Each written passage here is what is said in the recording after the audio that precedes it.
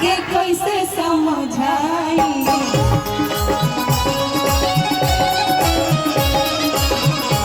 सोच सोच हमरा आवेला रोआई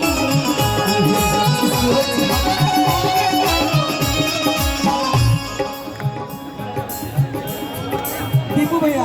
पियावा दीपुआ के कैसे समझाई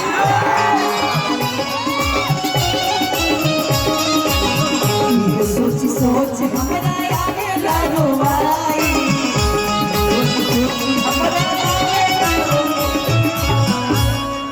किए करे चलते छूटल हमर सब देवता पितरवा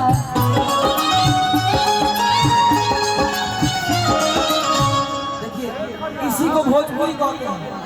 ई कह सकते हैं कि इनके चलते छूटल हमर सब देवता पितरवा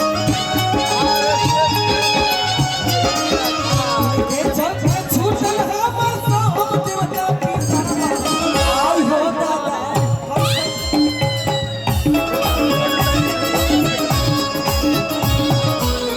देखिए हम भी चाहते हैं और भी कलाकार आए हैं सबको गाने का मौका मिलेगा लेकिन एगो शेर सॉन्ग गा दी ना भाई